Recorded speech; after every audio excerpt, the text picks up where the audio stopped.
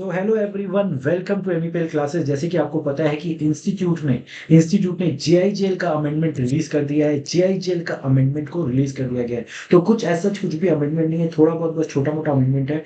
Case study based amendment है, वही हम लोग को पढ़ना है। तो देखिए, सबसे पहला चीज लॉ रिलेटिंग टू एविडेंस में Amlesh Kumar versus state of Bihar supreme court का एक जजमेंट है। उसमें क्या बोला गया है कि ड्यूरिंग द ट्रायल मान लो दो एक केस चल रहा है, ड्यूरिंग द ट्रायल जिसके ऊपर एक्यूजेशन लगा है वो चाहे तो वॉलेंटरली अपना नार्को एनालिसिस टेस्ट करा सकता है। सामने वाला पार्टी नहीं, जिसके ऊपर इल्जाम है, वो चाहे तो नार्को टेस्ट करवा सकता है अपना। ठीक है, उसके पास राइट है ये। लेकिन नार्को टेस्ट वो तभी करा सकता है जब उसको एविडेंस पेश करना है। ठीक है, जब उसके पास एविडेंस पेश करने का राइट है, तब वो बोल सकता है कि यार मेरा आप नार्को टेस्ट करा लीजिए। एक्यूज चाहे तो नार्को टेस्ट कर सकता है कभी भी। लेकिन बोल रहा है कि इनडिफिजिबल राइट नहीं है, कभी भी नहीं बोल सकता नार्को टेस्ट के लिए। कोर्ट बहुत सारे फैक्टर्स को कंसिडर करेगा, फिर उसके बाद एक नार्को टेस्ट कराएगा। तो एक ही इंपॉर्टेंट जजमेंट है, Amlesh Kumar versus state of Bihar supreme court 9 जून 2025 का ये केस है। ओके, उसके बाद एक और जजमेंट में चल जाते हैं, जो आपका लॉ रिलेटिंग टू लिमिटेशन है। लॉ रिलेटिंग टू लिमिटेशन में बोला गया है, ये कमर्शियल कोर्ट वाला बात है। Jharkhand Urja Utpadan Nigam limited versus Bharat heavy electrical limited, दोनों इलेक्ट्रिसिटी से रिलेटेड ऊर्जा उत्पादन निगम झारखंड का कोई पब्लिक सेक्टर अंडरटेकिंग होगा, भेल भी पब्लिक सेक्टर अंडरटेकिंग है। ठीक है, अब दोनों के बीच में कुछ लड़ाई हुआ था। अभी बोला गया था कि भैया जो अग्रीव पार्टी है कमर्शियल कोर्ट का डिसीजन अपील का कॉपी लाने में उसको टाइम लग गया, ऑर्डर का कॉपी वो नहीं निकाल पाए, जिसके कारण वो पिटीशन अपना फाइल नहीं कर पाया। ठीक है, पिटीशन फाइल नहीं कर पाया। ठीक है, तो झारखंड हाईकोर्ट बोला कि नहीं, तुम्हारा डिले को हम कॉन्डोन नहीं करेंगे, तुम्हारा 301 दिन का डिले हम कॉन्डोन नहीं करेंगे। बोला तुम कमर्शियल कोर्ट में अपील नहीं कर सकता। ठीक है, ओके। क्यों बोला गया? बोला कि भैया सुप्रीम कोर्ट बोला कि limitation period of filing an appeal under the commercial court commences from the date of pronouncement of the judgment. Okay, जिस दिन जजमेंट प्रोनाउंस हुआ उसके बाद लिमिटेशन पीरियड स्टार्ट हो जाता है। तुमको ऑर्डर का कॉपी मिलने में अगर जो टाइम मिला, ऑर्डर का कॉपी मिलने में मतलब जो जजमेंट का कॉपी अगर तुम्हारे पास नहीं आया, जिसके कारण तुम अपील नहीं फाइल कर पाया, एक रेलिवेंट कॉज नहीं है। तुमको जिस दिन जजमेंट प्रोनाउंस हो गया, ये पार्टी का ड्यूटी है कि वो भैया किसी भी तरीके से ड्यूरिंग द लिमिटेशन पीरियड के अंदर ही वो अपना जजमेंट का कॉपी ले ले।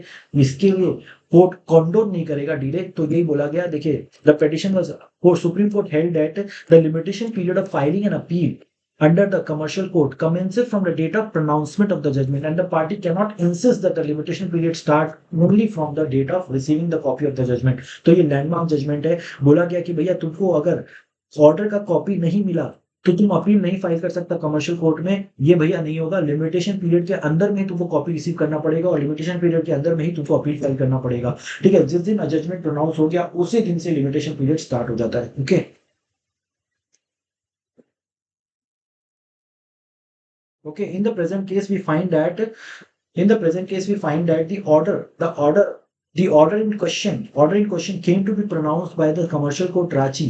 The appeal hearing during the limitation period did not bother to even inquire as to when the said order was not available. It was only 8 months after the pronouncement of the said order and almost 150 days after the expiry of limitation period, the realization suddenly dawned। बोल रहा है कि जब order pass हो गया था, judgement जब पास हो गया था, उसके बाद तक तुम बैठे हुए क्यों थे भैया?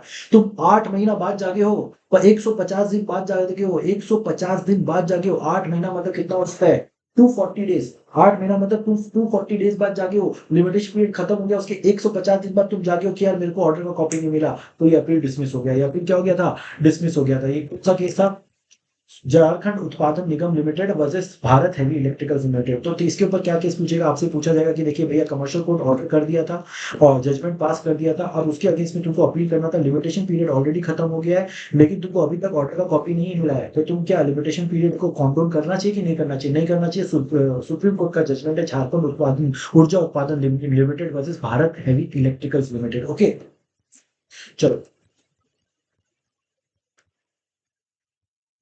अब देखिए, आर्बिट्रेशन मीडिएशन एंड कॉन्सिलेशन में जबरदस्त वाला एक जजमेंट आया सुप्रीम कोर्ट का। लैंडमार्क जजमेंट है, Glencore international AG versus Shri Ganesh metals and others. बोल रहा है कि देखो, दोनों पार्टी लोग अपना कॉन्ट्रैक्ट में एक आर्बिट्रेशन क्लॉज डाला था। ठीक है, एक पार्टी साइन कर दिया था, दूसरा पार्टी साइन नहीं किया था। ठीक है, दूसरा पार्टी अपना मेल में कंफर्मेशन दे दिया था कि हाँ, आई सेटिस्फाई, मेरे पास मैं आपका जो कॉन्ट्रेक्चुअल जो टर्म है उसको सेटिस्फाई करता हूँ। ठीक है, अब ये लोग के दोनों के बीच में डिस्प्यूट आ गया। अब ये लोग डिस्प्यूट लेके लेके चला गया कोर्ट में। अब कोर्ट बोला, दिल्ली हाई कोर्ट बोला कि भैया नहीं, देखो तुम लोग के बीच में आर्बिट्रेशन अग्रीमेंट ही नहीं है, इसलिए मैं एक मैटर को आर्बिट्रेशन में नहीं लेके जाऊंगा, क्योंकि एक पार्टी साइन नहीं किया है, दूसरा पार्टी बोला यार मेल में तो कंफर्मेशन आया है, ठीक है। तो ये मैटर सुप्रीम कोर्ट में चला गया। सुप्रीम कोर्ट बोला कि आर्बिट्रेशन अग्रीमेंट का कोई साइनिंग नहीं हुआ है, ये क्राइटेरिया नहीं है। अगर एक पार्टी ने साइन कर दिया है, if the parties have otherwise consented to the arbitration, अगर कंसेंट कर दिया है, साइनिंग इज इररिलेवेंट। कंसेंट कर दिया है मतलब वर्बल कंफर्मेशन, वर्बल कंसेंट नहीं। अगर मान लीजिए मेल कंसेंट आ गया है, एक पार्टी ने कंसेंट कर दिया और एक पार्टी साइन किया, दूसरा पार्टी मेल में कंसेंट दे दिया है या फिर व्हाट्सएप में कंसेंट दे दिया है, तो it's a valid consent. Arbitration का साइनिंग का कोई दरकार नहीं, not a signing. Court has observed that non signing of an arbitration agreement is no bar to refer the dispute to arbitration if the parties have otherwise consented to the arbitration. तो arbitration agreement का एक party sign कर दिया, दूसरा party खाली consent दे दिया है, sign नहीं किया है, तो भी मैटर सुप्रीम कोर्ट बोला कि नहीं, तुमको हाई कोर्ट का ड्यूटी है कि वो मैटर करे, रेफर करे आर्बिट्रेशन के लिए। वो मैटर को अपने पास नहीं, अपने पास वो लोग मतलब कि प्रोसिक्यूट नहीं कर सकता हाई कोर्ट में, तो वो लोग को मैटर काम करना पड़ेगा, आर्बिट्रेशन के लिए भेजना पड़ेगा, even if one party is signed and one party is consented, not signed, ठीक है। अगर कंसेंट भी कर दिया है तो भी चलेगा, ठीक है। अगर दोनों पार्टी ने कंसेंट दे दिया है, वाई मेल साइन नहीं किया आर्बिट्रेशन एग्रीमेंट, तो भी चलेगा, ठीक है, तो भी चलेगा। आ जाइए last but not the least, law relating to information technology. Law relating to information technology, इसमें हम लोग ऑलरेडी क्लास में कवर अप कर लिया ये वाला topic. Data digital personal data protection act है, डीपीडीपी एक्ट 2023। डीपीडीपी एक्ट 2023 में क्या बोला गया है? डीपीडीपी एक्ट 2023 में बोला गया कि भैया एक फ्रेमवर्क निकाला गया है, it's a full framework for protection of digital personal data in India. Digital जो पर्सनल डेटा है, हम लोग जो कंसेंट वंसेंट देते हैं ना, हम लोग कोई ऐप इंस्टॉल करते हैं, ऐप इंस्टॉल करने के लिए कोई परमिशन देते हैं कि हाँ आप मेरा मोबाइल फोन एक्सेस कर सकते हैं, मेरा लोकेशन को एक्सेस कर सकते हैं। तो डिजिटल डेटा जो प्रोटेक्शन है, उसमें जो कंसेंट वंसेंट देते हैं, बोला ये आपका डिजिटल डेटा प्रोटेक्ट होगा अंडर अ लॉ जिसको बोलते हैं DPDP act 2023, read with DPDP rules 2025। तो डीपीडीपी रूल्स 2025 में आया था 14 नवंबर 2025 में। उसमें बोला गया कि इस लॉ को 18 महीने के अंदर फेस मैनर में आप लोग इंप्लीमेंट करेंगे, ठीक है, okay. So, but in addition to the objective outline under the Act, the digital personal data protection rules operationalize the act by prescribing practical obligation for data fiduciary. ठीक है, तो बोला following the notification of the DPDP rules, the Digital Personal Data Protection Act (DPDP Act) is being implemented in 3 phases, 18 months rollout. ठीक है, 18 month का phase manner में आप इसको क्या करोगे, आप उसको इंप्लीमेंट करोगे। तो यहाँ पे अलग अलग रूल्स रिस्पॉन्सिबिलिटी बोला गया है डेटा फिड्यूशरी का, कंसेंट मैनेजर इसका, ठीक है, जो कंसेंट को मैनेज करता है। और कंसेंट आप किसको देते हैं, मतलब एप्पल अब क्या हो जाएगा, डेटा फिड्यूशरी हो जाएगा। कंसेंट मैनेजर क्या होगा, वो ऐप हेल्प करेगा आपको कंसेंट देने में, ठीक है, कंसेंट देने में, ठीक है। एक इंडियन कंपनी रहेगा, अब कंपनी क्या करेगा, कंसेंट आपका मैनेज करेगा, कंसेंट क्या करेगा, मैनेज करेगा। तो विद इमीडिएट इफेक्ट जिस दिन ये रूल आया 13 नवंबर 2025 को, एक data protection board of India establish किया जाए। किसका, data protection board of India को स्टैब्लिश किया गया। ये एक रेगुलेटरी बॉडी होगा सेबी की तरह, जिसका काम रहेगा कि डीपीडीपी एक्ट और डीपीडीपी रूल्स को प्रॉपर तरीके से इंप्लीमेंट करे और एग्जीक्यूट करे, ओके। एक साल बाद, दैट इज फ्रॉम 12 नवंबर 2026, ठीक है, एक कंसेंट मैनेजर इकोसिस्टम बनाया जाएगा। क्या बनाया जाएगा, एक कंसेंट मैनेजर इकोसिस्टम बनाया जाएगा, ठीक है। वो क्या करेगा, कंसेंट मैनेजर को रजिस्टर कराया जाएगा। Consent manager with in this rules क्या किया जाएगा, कंसेंट मैनेजर को रजिस्टर किया जाएगा। वो लोग डीपीपीआई से रजिस्टर रहेगा। DP data protection board of India consent manager को लाइसेंस देगा कि तुम कंसेंट को मैनेज कर सकता है, ओके।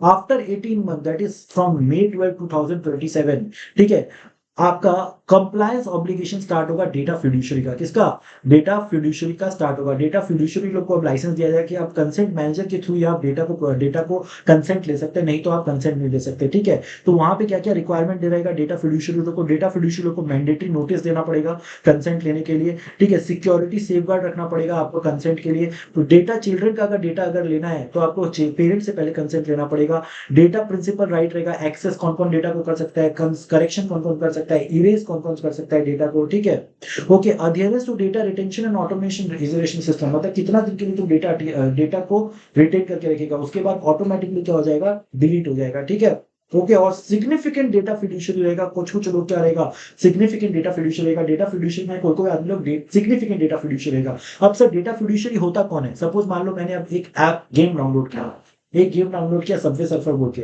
अब सबवे सर्फर बोल रहा है कि मेरे को मेरा लोकेशन का एक्सेस चाहिए, मेरा कैमरा का एक्सेस चाहिए, तो सबवे सर्फर क्या हो गया, डेटा फिड्यूशियरी हो गया, वो मेरा डेटा मेरे से ले रहा है। तो अब बोल रहा है कि थ्रू कंसेंट मैनेजर होगा, बीच में एक लेयर आएगा कंसेंट मैनेजर का। सबवे सर्फर मेरे से डायरेक्टली नहीं बात करेगा, मेरा कंसेंट मैनेजर से बात करेगा, और वो मेरे बिहाफ में मेरा कंसेंट को मैनेज करेगा। वो देखेगा कि देना चाहिए कि नहीं देना चाहिए। अब वो क्या करेगा, देखेगा कि मेरा जो कंसेंट है, जो डेटा के लिए मैंने कंसेंट दिया, खाली वही जाएगा, सारा कंसेंट नहीं जाएगा। ठीक है, मेरे पास रहेगा, मेरे पास ये ऑप्शन रहेगा कि मैं कभी भी कंसेंट को हटा सकता हूँ। ठीक है, इस चीज को मॉनिटर कौन करेगा, DPBI, DPBI data protection board of India. Okay, तो बोर्ड का मतलब है data protection board of India. Important definition दिया गया, बोर्ड का मतलब क्या है, data protection board of India. कौन स्टैब्लिश करेगा, सेंट्रल गवर्नमेंट। ओके, अब देखो डीपीबी रूल्स में बोला गया कि the board is constituted as a digital first adjudicatory body. ठीक है, ये डिजिटल है। ठीक है, बॉडी क्या है, डिजिटल, डिजिटल बॉडी है। ठीक है, मतलब ये सारा काम डिजिटली करेगा। ठीक है, ये मतलब ऑनलाइन, अरे तुम खुद पर्सनल डेटा को प्रोटेक्ट करो डिजिटली, तो तुमको डिजिटल ही देना पड़ेगा ना। ओके, 4 मेंबर रहेगा इसमें, 4 मेंबर रहेगा इसमें। ठीक है, and will function entirely through digital mechanism, inquiry, adjudication, grievance redressal सब ऑनलाइन होगा। सब क्या होगा, ऑनलाइन होगा। अगर डीपीबीआई का कोई भी, डीपीबीआई के अगेंस्ट में, बोर्ड का ऑर्डर के अगेंस्ट में अगर आपको अपील करना है, तो आप इसको करोगे settlement, telecom dispute settlement and appellate tribunal, जिसको बोलते हैं टीडी सैट। आप अगर डीपीबीआई का कोई भी ऑर्डर से आप अग्रीड है, कहाँ जा सकते हैं, टीडी सैट में जा सकते हैं। कहाँ जा सकते हैं, टीडी सैट में जाएंगे। ठीक है, डेटा मतलब जो आपका डेटा है, जिसके लिए आप कंसेंट मांग रहे हो, वो डेटा है। ठीक है, डेटा प्रिंसिपल क्या है, डेटा प्रिंसिपल मतलब जिसका डेटा आप मांग रहे हो, चाहे वो चाइल्ड हो, चाइल्ड का गार्जियन से मांगना पड़ेगा, चाहे पर्सनल विद डिसेबिलिटी हो, उसका भी गार्जियन से मांगना पड़ेगा। ठीक है, जिसका डेटा आप मांग रहे हो उसको डेटा प्रिंसिपल मांगा जाएगा। और कौन मांग रहा है, डेटा फिड्यूशियरी, किसकी मदद से मांग रहा है, कंसेंट मैनेजर। कौन प्रोटेक्ट कर रहा है सबको, DPBI, DPBI. Okay, okay, data processor means any person who processes personal data on behalf of data fiduciary. तो डेटा फिड्यूशियरी डेटा प्रोसेसर का हेल्प कर सकता है, डेटा प्रोसेसर का हेल्प कर सकता है, जो क्या कर रहा है, मैनेज कर रहा है पर्सनल डेटा को। ओके, पर्सनल डेटा मींस जो डेटा इंडिविजुअल का है या चाइल्ड का है, किसी का भी। ठीक है, पर्सनल डेटा ब्रीच मतलब अगर आपका डेटा आपका बिना परमिशन से ऑल्टर किया जाता है, डिस्ट्रक्ट किया जाता है, शेयर किया जाता है किसी से, कॉन्फिडेंशियलिटी जैसे आपका कॉम्प्रोमाइज होता है, इंटीग्रिटी कॉम्प्रोमाइज होता है, उसको बोलते हैं personal data breach. Okay, processing means आपका डेटा जहां पे प्रोसेस हो रहा है, आपका डेटा क्या जहां पे प्रोसेस हो रहा है। ठीक है, ऑटोमेटेड ऑपरेशन है, जहां पे डेटा आपका digital person data operate collect होता है, रिकॉर्ड होता है, स्टोर होता है, उस सबको बोला जाएगा वो प्रोसेसिंग एरिया। वो क्या है, processing area. Okay, data fiduciary it means any person who alone or in conjunction with other person। ठीक है, जो क्या कर रहा है, प्रोसेस कर रहा है पर्सनल डेटा को, कलेक्ट कर रहा है और क्या कर रहा है, प्रोसेस कर रहा है डेटा को, वो हो जाएगा डेटा फिड्यूशियरी।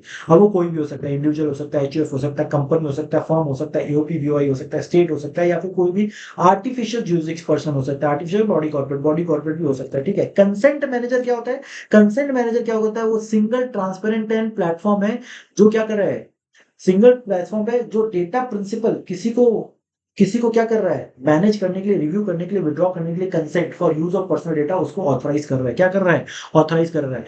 मैं अपना, मेरे पर मेरा डेटा जो है, मेरा मोबाइल में डेटा है, मेरा लैपटॉप में डेटा है, मैं उसके लिए कंसेंट मैनेजर रख दिया कि भैया मेरा कंसेंट मैनेजर, ये डेटा प्रिंसिपल का डेटा कंसेंट मैनेजर ही खाली शेयर कर सकता है, विड्रॉ कर सकता है, रिव्यू कर सकता है। डिस्प्यूट कहाँ सेटल होगा, ट्राइब्यूनल में होगा। ठीक है, जिसको बोला जाता है telecom dispute settlement and appellate tribunal. Okay, okay, data protection board का जितना भी अपील है कहाँ जाएगा, टीडी सैट में जाएगा। कहाँ जाएगा, टीटी सैट में जाएगा। ओके,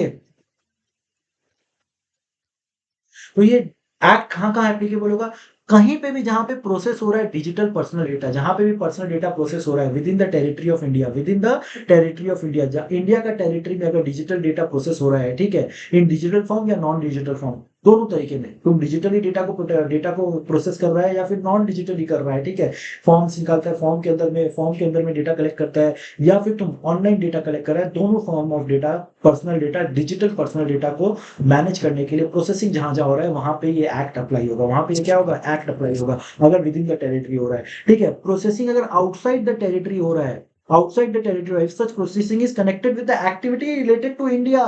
ठीक है, मान लो डेटा का प्रोसेसिंग इंडिया में हो रहा है, भले ही बाहर का आदमी का हो रहा है तो भी उसके ऊपर एप्लीकेबल है। डेटा का प्रोसेसिंग इंडिया के बाहर हो रहा है, इंडिया का ही आदमी का हो रहा है, ठीक है, डेटा प्रिंसिपल इंडिया में लोकेटेड है, तो भी ये एक्ट अप्लाई होगा, तो भी एक्ट अप्लाई होगा। तो मतलब भैया ये एक्ट कहाँ अप्लाई होगा? अगर इंडिया में डेटा प्रोसेस हो रहा है या इंडिया के बाहर डेटा प्रोसेस हो रहा है, इंडिया में डेटा प्रोसेस हो रहा है या इंडिया के बाहर डेटा प्रोसेस हो रहा है, इंडिया के अंदर डेटा प्रोसेस हो रहा है, सारा डेटा के ऊपर एप्लीकेबल होगा, ठीक है, भले ही डिजिटल फॉर्म में हो चाहे नॉन डिजिटल फॉर्म में हो। इंडिया के बाहर में प्रोसेसिंग हो रहा है, लेकिन जो डेटा है ना, personal digital data, data principal जो है कि इंडिया में लोकेटेड है, मतलब जिस आदमी का डेटा है वो इंडिया में लोकेटेड है, इंडिया का टेरिटरी में रहता है, तो उसके ऊपर भी ये वाला रूल अप्लाई हो जाएगा, ठीक है। ओके, लेकिन किस किस के ऊपर ये रूल अप्लाई नहीं होगा? अगर पर्सनल डेटा खुद इंडिविजुअल प्रोसेस कर रहा है, उसका खुद का पर्सनल यूज के लिए, मतलब सपोज क्या हो गया, मैं अगर डेटा कलेक्ट कर रहा हूँ,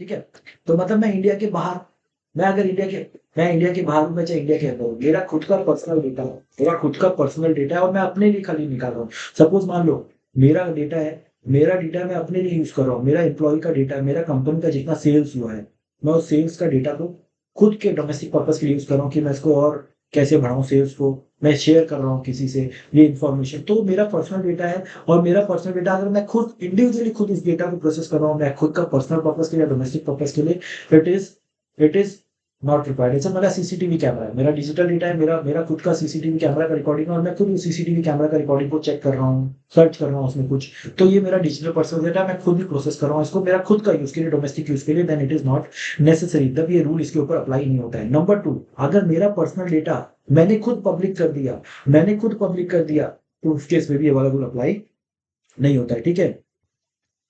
अब ये डीपीडीपी रूल्स किसके ऊपर अप्लाई होगा? डेटा फिड्यूशियरी के भी ऊपर अप्लाई होगा, कंसेंट मैनेजर के ऊपर भी अप्लाई होगा, डेटा प्रिंसिपल के ऊपर भी अप्लाई होगा, सबके ऊपर अप्लाई होगा, सबको ये, अगर डेटा का ब्रीच हो रहा है, डेटा का रिटेंशन अगर मैकेनिज्म है, प्रॉपर रिटेंशन मैकेनिज्म होना चाहिए, कंसेंट मैकेनिज्म होना चाहिए, ठीक है, राइट टू यूज होना चाहिए, ठीक है, कि कैसे डेटा को राइट टू यूज होगा, एज पर गवर्नमेंट नॉर्म होना चाहिए, एज पर गवर्नमेंट नॉर्म होना चाहिए, ठीक है। कुछ कुछ लोग एग्जेम्प्टेड है गवर्नमेंट के द्वारा, कुछ कुछ लोग एग्जेम्प्टेड है, ठीक है, तो एग्जेम्पशन के ऊपर अगर गवर्नमेंट ने कोई एग्जेम्पशन दे दिया तो उसके ऊपर ये वाला रूल अप्लाई नहीं होता, ठीक है, समझ में? ओके, ओके, तो यहाँ पे देखिए आपका जीआईजे का अमेंडमेंट खत्म हो जाता है, तो इसके अलावा और कुछ अमेंडमेंट था नहीं जीआईजे में, बहुत ही छोटा छोटा अमेंडमेंट था जीआईजे का, ठीक है। अब ये अमेंडमेंट्स आप लोग देख लीजिएगा तो आपका सारा चीज कवर हो जाएगा। रहा बात डीपीडीपी रूल्स का, इसका मैंने प्रॉपर तरीके से देखिए नोट्स बनाया हुआ है, पूरा जबरदस्त तरीके से मैं आपको नोट्स लिखा था, मैं आपको नोट्स दिखा रहा हूँ जबरदस्त तरीके से, देखिए।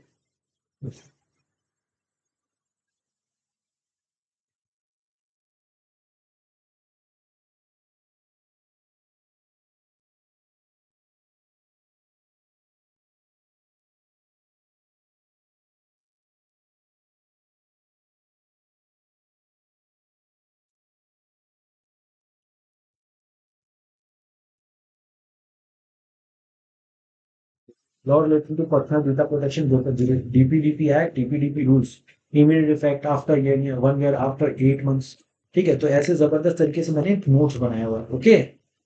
तो ये आप ये नोट को भी रेफर कर सकते हैं for this rule, DPDP act and DPDP rules, okay. Thank you very much, thank you for watching this session.